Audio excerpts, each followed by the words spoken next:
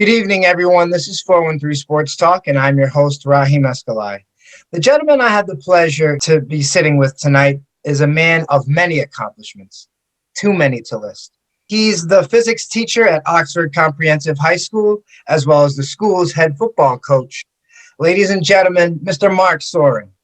How you doing? Good. Thanks for having me. You're welcome. Thank you for coming. When did you know that that sports was going to be a major was going to be something that was majorly impactful in your life? When did you first fall in love? I think I suppose two most vivid memories. One was when I got my first football pads for tackle. I remember running around the yard. I was probably 10, running around the yard with them on, no shirt on or anything, no jersey over them, just running around. Could not wait. I mean, I don't know if I've ever been that excited.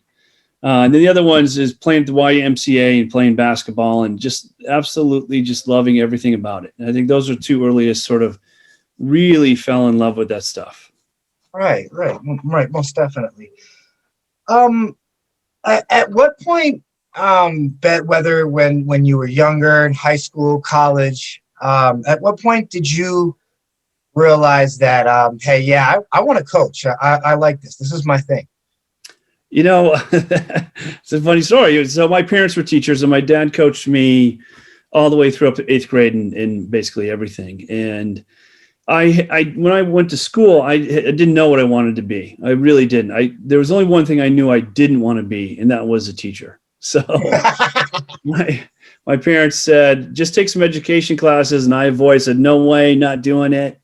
And then ended up playing football in college, and that ended after 2 years. And so it was a bit bitter, and I just sort of went away from sports. I mean, I really didn't, watch much of it. And I remember not missing a Super Bowl and NCAA championship. And for a few years, I got into the outdoor ed stuff and didn't really know what I was going to do. I will say when I went back from after college and still didn't know what I was going to do. Once I graduated with a biology degree and a chemistry degree, my coaches asked me my former coaches, high school, asked me to coach in the district. So I was a volunteer freshman football coach and a paid 7th grade basketball coach and a 6th grade track coach. And I liked it, but it didn't really push me back into that until went out to Colorado and was a ski bum. And like I said, got in the outdoor part of it. And then when I finally started looking at what I wanted to do with my life, it really ended up with teaching. It ended up being, I needed to be something meaningful, needed to be something, I wanted money, but that wasn't the priority. And then when I got my first job, there was no football team there. And so I didn't really think about coaching. And the AD kept pushing me to coach track in the spring. And I was overwhelmed with teaching and I kept saying no. Finally, I agreed to it. And I would say that if I hadn't coached, I don't know if I would have stuck with teaching that year. That spring was just a great group of kids and just it was just out of the classroom, different relationship, and really changed my perspective on it. And how impactful, not only for me, but I mean, for the kids as well. It was just such a great experience. I just was hooked, and I remembered like, oh, this is why I played sports and got back into it. And then next job, started coaching football and basketball and track, and the rest is history. Awesome. Really quick, where did you go to college and what position did you play? So I went to the University of South Dakota. I played quarterback. So I grew up in Fargo, North Dakota. So I could have gone to North Dakota State, and my son's giving me a hard time because I could have had I wouldn't have had to do anything. I would have had 2 national championships, but instead I went to South Dakota and it lasted a couple of years. So awesome. What do you what do you think about guys going back to that North Dakota State comment? What do you think about guys like Carson Wentz and Trey Lance getting ready to enter the NFL in a couple of weeks? Yeah, it's amazing. It's incredible. And part of the thing being in Maine too, and with football, and I have a son who's a senior now, and he's going to PG. He wants to play football, and it's interesting the similarities of Maine high school football scene to North Dakota. And I mean, in the late 80s, like no one recruited North Dakota. North Dakota State did, and UND did, but no one else did. Right. And then it started to open up. I played with a kid who ended up in Nebraska, and that was in the late 80s. That was when Nebraska was almost like Alabama, so. Yeah. Yep. It really started to open up. And as I've started to pay attention to sort of things that happen in Maine versus in recruiting versus sort of what's happening out there, because Maine is a highly under-recruited state. It's not I could imagine known for football, but I'm telling you, every year there's FCS level kids, and I would argue a few FBS. Not necessarily every year, but one or two. I mean, I coached one, and no one knew about him, and I'm not exaggerating that. It's a crazy thing. But so it's sort of just paying attention to that and seeing how does, I always go back to the North Dakota, South Dakota have a population about what Maine is, and they have 4 FCS programs, and Maine has 1, and yet those, I think 3 of them are ranked in the top 5 right now. Of course, South Dakota isn't, but the other ones are. So, but they go and they find kids. They find kids on certainly they recruit within 300 miles of their area, and they recruit, of course, Texas and California and Florida. There's no question about that as well. But right, it's just that they develop kids like Carson Wentz. Carson Wentz he didn't play quarterback till as a senior. I think he was 5'8" as a freshman. No one was interested in him, and he ends up being the number 2 pick in the draft. And Trey Lance is from a small town of Marshall, Minnesota. Yep. And now he was a little more of a known commodity, but I think that NDSU was the ones that really wanted him as quarterback. And he went there. And North Dakota State, their philosophy is recruit locally hard, and develop kids over 2-3 years. Trey Lance is a little different. He was pretty special right away, but Carson Wentz didn't start for 3 years. So yeah, man. And really quick before we move on, getting back to Lance, I wonder what's going to happen, with there only being one year, pretty much a year and a game of tape. I wonder if Atlanta's going to take the chance on him. In a bunch of my mocks, I had them going Trey Lance, but I just recently found out about an hour ago that the Atlanta staff are flying to Columbus, Ohio, as Justin Fields' pro day in a couple days. So that definitely is an eyebrow raiser. What I mean? And there's no question not having this fall for him, impacted that status. He's still going to go high, but you're right. 1 year, you don't know. I mean, 28 touchdowns and zero interceptions that first year in the national championship is pretty decent. But there are just clearly still some question marks. I mean, I don't. In my mind, I don't think there is. I think he's absolutely special. I mean, so is Justin Fields, but I mean, I just don't think they can go wrong. I don't think they can go wrong with either one of those guys. All right. Are there any coaches in the past or present that you look up to?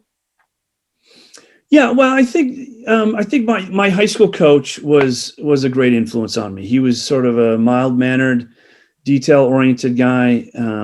Really cared about his players and the whole staff that we had the guy who recruited me. I don't get to spend 1 year, but in South Dakota, he was also, he was a guy that sort of, I went there because I liked him, it was, and I liked the school, but I liked that coach. His name was Dave Triplett. And then he left and went to Iowa, and we knew, there was Division II at the time, and we knew those coaches. He was a good coach. We're going to move on. And then I think for the most part, I think I learned a lot just from the coaches I've been coaching around and with, and that brotherhood. And, we've got my principal used to be the head coach here. So, he's someone that I can refer to and ask questions about.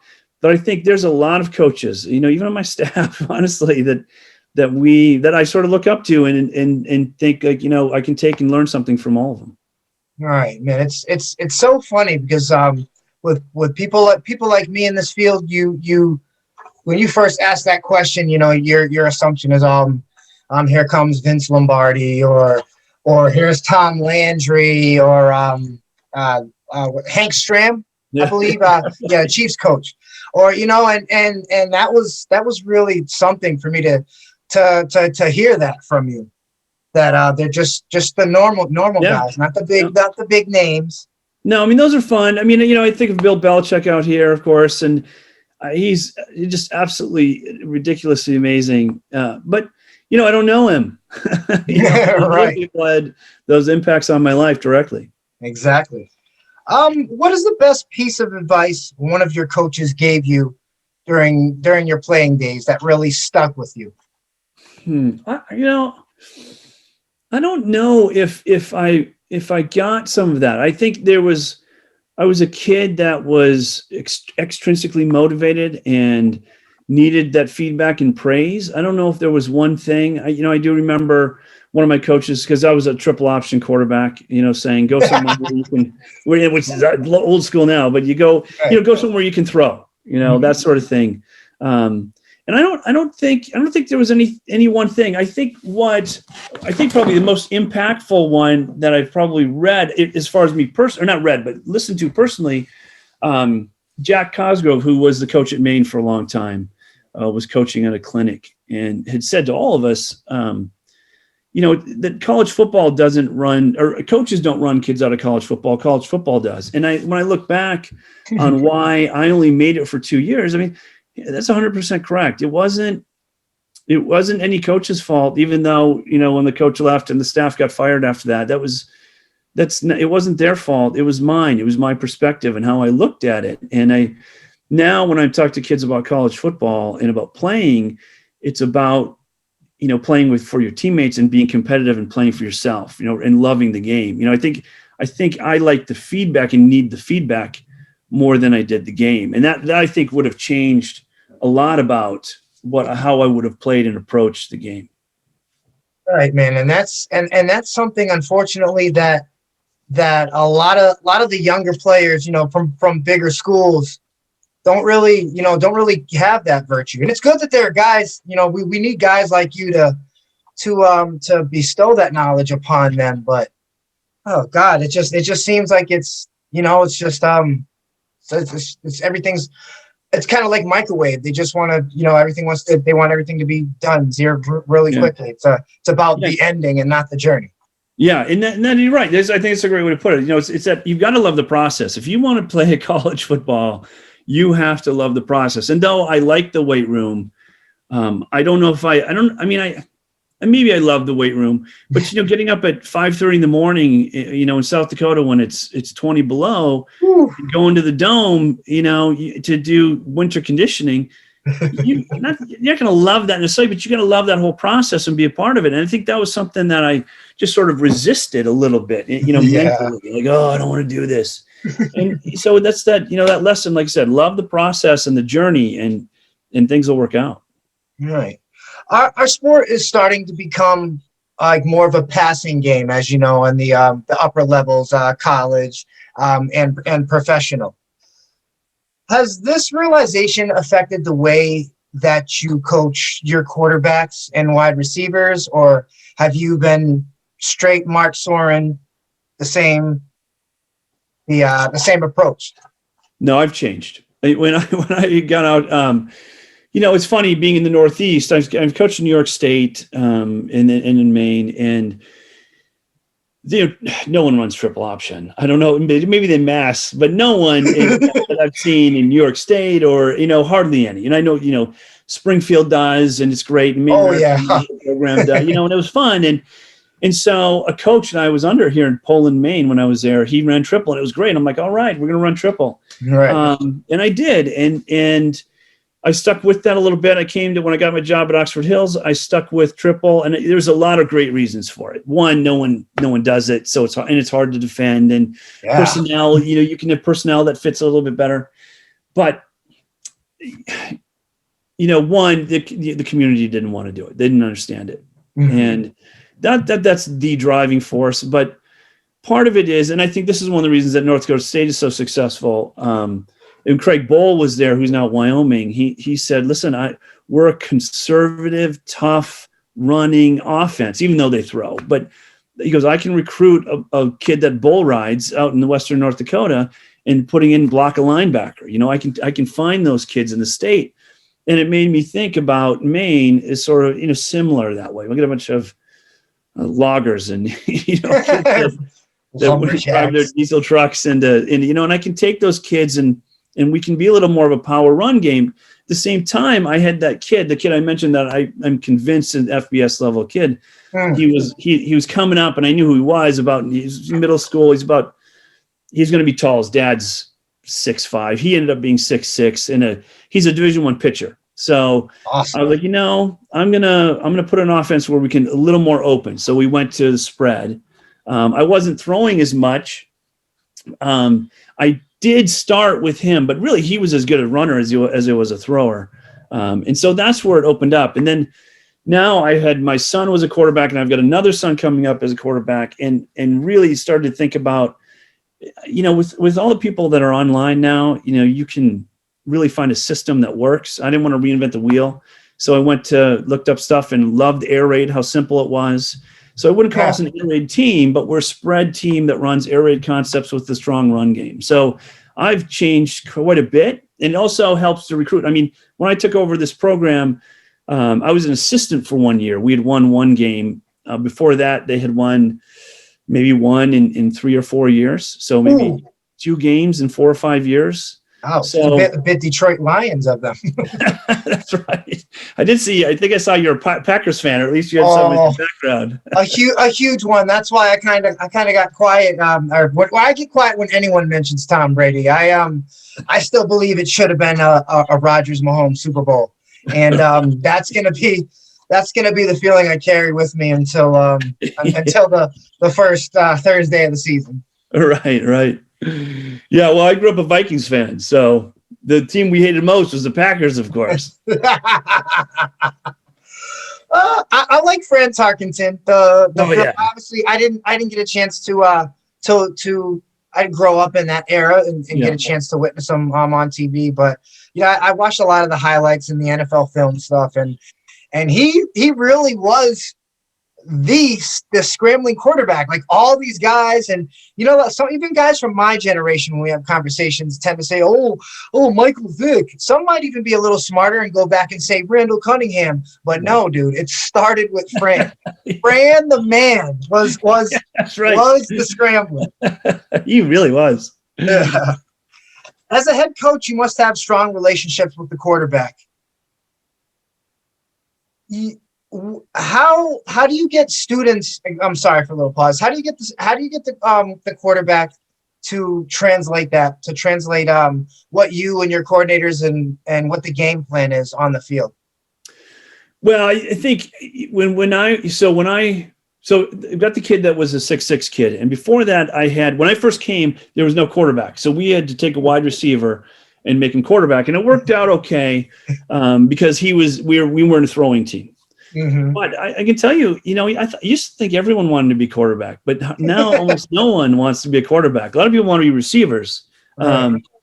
So we started, I'm sure I saw this at a clinic, but we started doing a little quarterback camp where we invited all the youth kids as well as the high school kids, and we went through everything, and we tried to get a little buy-in there. We have in our town, our youth program is all in-house. And so we have a 3rd and 4th grade teams. We have 4 of them or 5 of them. And then we end up with 4 or 5 5th and 6th grade teams. And we just play internally. We play 6-game schedule, and then we have playoffs. And so what we end up happening, each year we have 4 kids that are quarterbacks. And so it helps to funnel that kid. It's still hard to find them. But when they get to high school, I was like, how do I develop these kids? I mean, and Huddle has helped a lot, so that we can talk about things and watch film, and we don't have to sit in the same room. Even before COVID, we weren't. I remember the first time I saw Huddle, I went to a Red Sox game, and it was a Maine day, so a bunch of Maine people there. But sitting right behind me were 3 of my players, and it was a September game, and they were watching Huddle during the game on their phone, which was novel at the time. Right. So that's really changed it. I did try to get together with some of the quarterbacks during school if they had a free prep period, and we come in, we sit down and talk about things. But it's also, I think we really tried to simplify the offense. Mm-hmm. And once they had grasped that, we would add on to it as much as they could. And we try to go with their strengths. With the 6'6" kid, he could throw, but he was a powerful runner. So we ran as well. So he was probably 50-50 with that. Right. So with each one, it's sort of individual. With my own sons, I'll be honest, we don't watch a lot of film together. If they ask me to at home, I will, but I haven't done that other than, we sit on Mondays and watch film after a Friday night game. But every once in a while I'll point something out. But I really leave it up to the kids if they want to watch them at film and learn it. Right, man, and then that's crazy. Getting back to what you said about huddle, and noticing that at the Red Sox game, I think that is a breakthrough. Not only for film study and for the kids to post their highlights, but it's got to be a cornerstone for recruiters and coaches at the next level, and maybe even guys that run academies and stuff like that. It's a breakthrough, to say the least. I would say with technology, that huddle has changed everything. I mean, I think it's changed recruiting budgets nationally. I think it's slashed them in half like that. What's that? Slashed them in half. I bet. Yeah. I remember talking because I was trying to get kids recruited out of Maine, and they're like, "Well, the recruiting budgets are slashed everywhere," and so it's all film. It's all film. As a head coach, what advice do you give your players when it comes to properly balancing academics and sports? We talk a lot about priorities, and not just and it could be anything. We'll be about to condition, and I'll say to them, "Listen, you can make being tired a priority, or you can make getting in shape a priority." And so that's going to change the way you look at what we're about to do, Right. So you can wait for it to be over, or you can use it to get better. And I said the same thing, your life, I tell kids all the time here, your life's just a series of problems, and you've got to learn to solve those problems, and you got to learn to prioritize things to do that. And so we tell the kids the same thing, and one of the cornerstones of our program is trust. And I tell kids, if I can't trust you, doing schoolwork, I don't know if I can trust you doing some of the things you don't want to do when I ask you to in practice. It's not you're doing schoolwork in practice, but you're doing something, you're going to blow off the things you don't want to do because you don't feel like doing it. And you have to prioritize the things that are going to give you the best chance to be successful, whether it's on the football field or in life. And so, over the past few years, especially rebuilding the program, really, ended up that being trustworthy is one of those huge things. When I look back to major losses we've had, or years that were not very successful, it really ended up being kind of self-centered, selfish kids. And sometimes they're not fun to be around, but I don't mean that sometimes they feel too bad. They screw up and they feel bad and they pout, right. And they're doing that because they wish they'd done better. And I'm like, that's selfish. None of us are upset with you. Just get over it and start playing. And so we talk about those priorities. And I think, it's not just football, although football I think is very powerful that way, to get kids motivated. Football does a great job of it, especially because it's such a team sport and you distinctly rely upon each other. Right. And the accountability factor when we talk about being on a team, being in the locker room, facing your teammates when you might have made a mistake, and goes back to prioritizing. Yeah. One of the best pieces of advice I was given, and kind of is in relation with that. You can't be A1 on the field if you're not A1 in the classroom. And that was drilled in my head. And so that's something I try to share with any football, basketball, baseball player who I have on the show, who I see it in public. I think that is definitely something that needs to be driven home and instilled in all these kids' head, especially on the basketball side.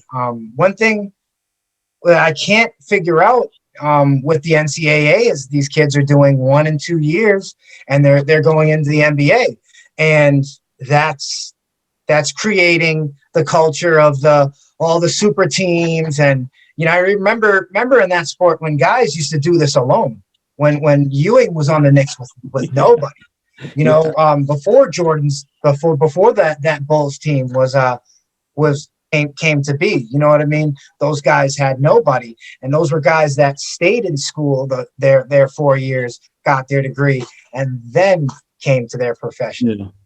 It's a shame that's lost, man. Yeah, I remember when that first started to happen, and I remember being wholeheartedly against it. I wanted those kids to be there for 4 years, and I loved, you'd think, as a fan, you invest in a team, and you love to get to know those people over 4 or 5 years. Yeah. And then they're gone. I mean, it's hard for me to blame them with the money they're making, but sometimes the kids that come out early and don't get drafted, I wish they had an opportunity to come back to get their degree, and even to play some more. I wish that weren't such a priority, but yeah, they're certainly headed that way. I mean, it's certainly, that's the thing with the NBA. It just feels a lot more individual than it does team. Right. And then on to add to that a little bit, these kids will work hard, they'll get there, and then they could end up being a Greg Oden. Yeah. And that to me is one of the unfortunate sides of that. Yeah. During the pandemic, when everything in the sporting world stopped with cancellations, people getting sick, what was something, a residual message that you shared with your team and with your staff about the situation and what they could do during it? Yeah, I mean and I don't think I'm unique in this, but we just talked about what we can control. There's just certain things we can't control. And I remember when that happened in March and thinking in April, if we're not wearing masks, and if this is the key to it, I was worried about a football season. And in Maine, we didn't have it. I think there's only 4 states. And that came, I'm not saying it's because of masks, it's just they chose not to have it. I strongly disagreed with it when they made that decision. I thought we could totally do it safely, and they've proven all over the nation that they did. But, there's nothing we can do about that. In some ways, we all went through a mourning process, to be honest with you. There was a denial, and there was anger, and then there was acceptance. And certainly it's not as bad as someone dying. But, I look back on a personal note, I wasn't able to coach my son his senior year. He had some pretty high expectations. He was a late bloomer too. So he was about 5'9" when he was a junior and 6'1" as a senior. So I was pretty excited to be able to have a quarterback. And he missed out. They missed out. We missed out on those, sort of watershed moments, those things that parents, and even as a coach, we have a very talented group too. And like I said, we're finally peaking now. We're finally getting to the point where I feel like last year, I don't think I could ever say we should win a state championship. We should have been competing for one. Right. In the next couple of years, we should too. So, and I'm still worried about what's going to happen in Maine. And so all summer long, we said, what can we do? We don't focus on what we can't. We do the same when a kid's injured. We're like, we know there's things you can't do, but what can you do? And we focused on those things, and we stuck with it. We had great turnout for us. We have grades 9 through 12. We end up having between 60 and 75 kids, and we had between that many that showed up all summer long. And we, our rules in the summer, there was we don't have any pads, of course, and you couldn't do any 7-on-7. You couldn't do any 1-on-1 drills. So it was on air at best, and it could be boring. And those kids showed up. We couldn't get in a weight room, so everyone got their own tires, and they did squats and overhead squats and presses with tires and tug of wars and drag. We just did whatever we could to just try and make the best of it. And I honestly, it's been the best summer turnout I've had since I've been here. Most definitely. To do the little things, during a time when sports and practice and the gyms were closed. I think a lot of that was key to what's going on with kids as far as fall seasons, and I noticed that some schools are playing spring ball, and I think those instances are going to prove a lot as far as what they do on the field. Now, what can we expect from Mark Soehren and the Vikings this fall? Not the Minnesota Vikings. No, right. That's the thing. So, we're the Norway. The town. We're 7 towns together, but one of the bigger towns is Norway. Okay. So we end up being the Vikings, and of course, I'm Norwegian and come from Minnesota with the Vikings. So it's a great fit. So I tell them I've got Viking blood running through my veins. So, but we have 3 very talented classes in a row, and that's been few and far between Oxford Hills. We're a pretty rural area, fairly impoverished area, and this rising seniors and the rising juniors have been two very special teams in general, just on their own.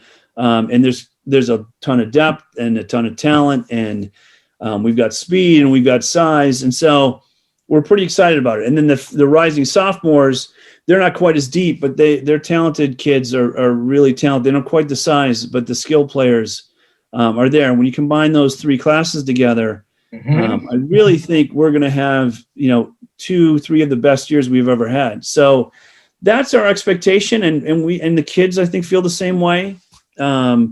So it's been hard. We still aren't able to get in a weight room in our school. We get some stuff off campus, but the kids are still pretty invested, and try to stay in contact. We're hybrid, so I only see them about twice a week at best. But we're doing what we can, try to get kids out. I'm coaching track this spring, so get out as many as we can to just stay involved and stay connected. Most definitely. Last but not least, one of my favorite questions to ask coaches, other than the Minnesota Vikings, what other professional sports teams do you support? So, I've been in New England now since about 95, I think. I basically came over here. So I've been, I think, in New England as long, and so certainly the Red Sox have been a team that I supported. I don't follow the NBA as much. I follow college sports more than anything. Certainly college football the most. But I remember my kids, when they were little, asking me if I would cheer for the Twins or if I'd cheer for the Red Sox. And I was like, I'd have to cheer for the Twins. And they looked at me like, no, they don't know me anymore. In fact, sitting on my desk right next to me, I got a Twins hat. But wow. At the same time, I still love the Red Sox, and I do love the Patriots. It's hard not to when they win so much. But still with the Vikings, I just never get to see them anymore. So it is the Red Sox and the Twins and the Patriots and the Vikings are the major pro sports that we watch. Most definitely. I definitely agree with you with the Red Sox. You know how I feel about Tom Brady. Dude, I was traumatized. Like I didn't even I was channel surfing during the Super Bowl. That's how beside myself I was. Yeah, I'll tell you, I didn't think the Buccaneers had a chance. I thought for sure it'd be Packers and Mahomes in that thing. It'd been a great game. You're right. I don't know how that happened. That was crazy. Well, you let them play all game. I understand that. It's the championship, What I failed to get to realize at first was when Kevin King was on them, it was like a huge tug of jerseys. Like when a guy tugs 2 feet of jersey, you have to be like Stevie Wonder to not see that. You know what I mean? So it took me a while, but I accepted that and I moved on. Yeah, this is a tough one to swallow. Not questioning anymore the field goal and taking the ball from the second greatest to play the game to the greatest to play the game's hands and expecting him not to mess up with 2 minutes. Right. Yeah, I don't know if you saw this, and I don't know how legitimate it was, but there was something, I don't know which on social media, if it was Twitter or where it was, but had Aaron Rodgers in a Patriots jersey. Oh yeah, I shared that on Instagram too. I wondered that. I'm like, wow, man, they got quarterback trouble. I could imagine. And then what came to mind was when LeBron joined Dwayne Wade and Chris Bosh in Miami, and he was going not 2, not 3, and I'm like, oh, dude, Aaron Rodgers and Bill Belichick together, that would be a nightmare for anyone. Yeah, it would. Well, awesome, Coach Mark Soehren. I thank you very much for coming to the show. You can come back anytime, man. Your expertise was a godsend today, and I really enjoyed the conversation. No, well, thanks for having me. I'm happy to anytime. Really appreciate it. Most definitely.